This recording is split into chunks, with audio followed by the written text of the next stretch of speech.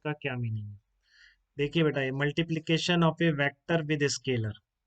तो मान लीजिए आपका कोई ए वेक्टर था, उसके पहले आपने कोई नंबर जैसे 3 लिख दिया, तो ये क्या रिप्रेजेंट कर रहा है, इसको कैसे डिफाइन किया गया है। ये अभी आपसे मैं अगर मीनिंग पूछूं तो आप दिमाग लगा के कुछ नहीं बता सकते बेटा, दिमाग लगाने वाली कोई चीज नहीं है इसको डिफाइन किया गया है कि 3A वेक्टर का क्या मीनिंग होगा।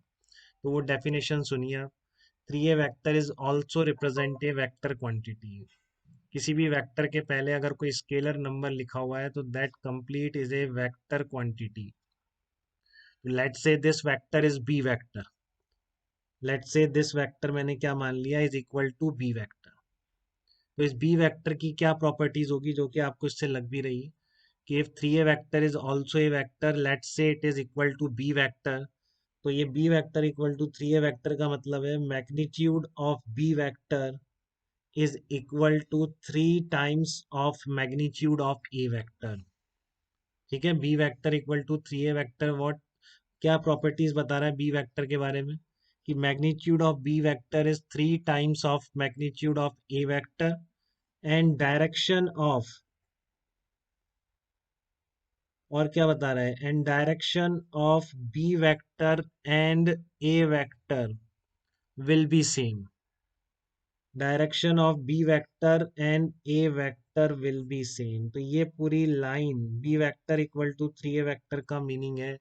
इस तरह के मल्टीप्लिकेशन का, एक वेक्टर के पहले कोई स्केलर नंबर लिख दिया, उसका मीनिंग होता है कि magnitude of B vector is 3 times of magnitude of A and direction of B vector and A vector will be same. Suppose ऐसे लिखा हुआ है v2 vector equal to twice of v1 vector, where v2 vector and v1 vector are velocities of two particles। ठीक है, then what will be the relation between their velocities। तो अगर आपको इस तरह का रिलेशन दिया हुआ है तो ये क्या इंप्लाई कर रहा है, v2 equal to 2v1 vector क्या इंप्लाई कर रहा है, दोनों के वेलोसिटी को किस तरह से रिलेट कर रहा है। तो आप बता सकते हैं Anmol, v2 vector equal to 2v1 vector क्या इंप्लाई कर रहा है, बताइए। सर V2 का मैग्नीट्यूड है ना ट्वाइस ऑफ V1 वेक्टर का वेरी वेक्टर गुड, के इक्वल है। Very good. सबसे पहली बात तो कि अगर एक v1 मान लीजिए 10 मीटर पर सेकंड से भाग रहा है, तो जो दूसरा पार्टिकल है वो 20 मीटर पर सेकंड से भाग रहा है। यही डेफिनेशन मैंने बताई है जो अनमोल ने बिल्कुल सही बताई। v2 vector equals to twice of v1 vector. तो magnitude of v2 is 2 times of magnitude of v1 and direction of v1 vector and direction of v1 vector and v2 vector, direction of v1 vector and v2 vector are same.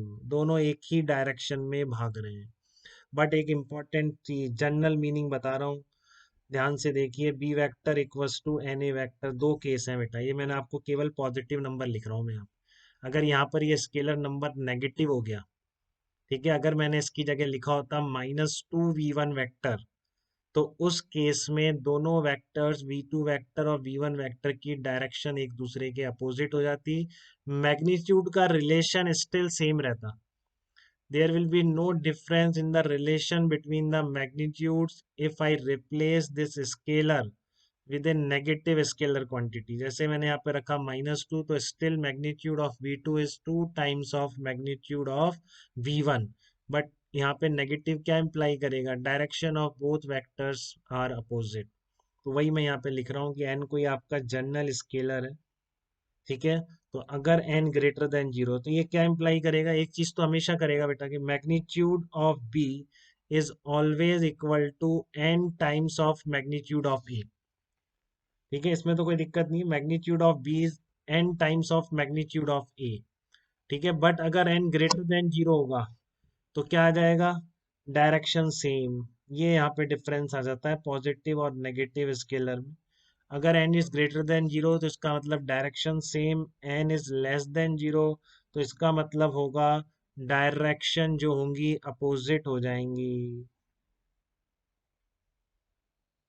ठीक है, b vector equals to n A vector, n greater than zero implies direction same, n less than zero implies direction opposite.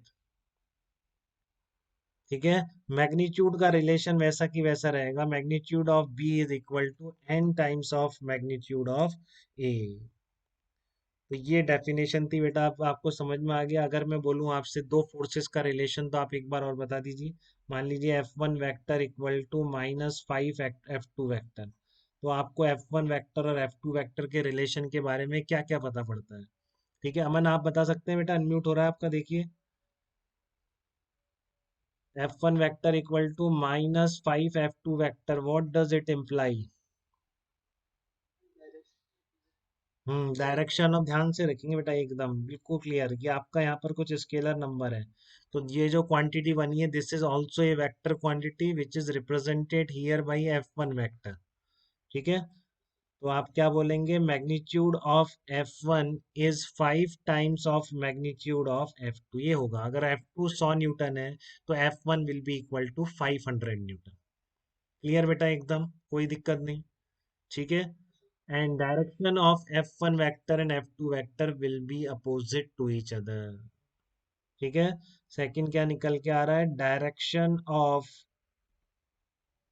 F1 vector and F2 vector will be opposite to each other. Direction of F1 vector and F2 vector will be opposite to each other. Direction दोनों की opposite हो जाएगी। तो ये meaning होता है scalar multiplication का, जो आगे वाइडली यूज होने वाला है। तो आपको यहाँ तक कोई दिक्कत तो आप मुझे बताइए।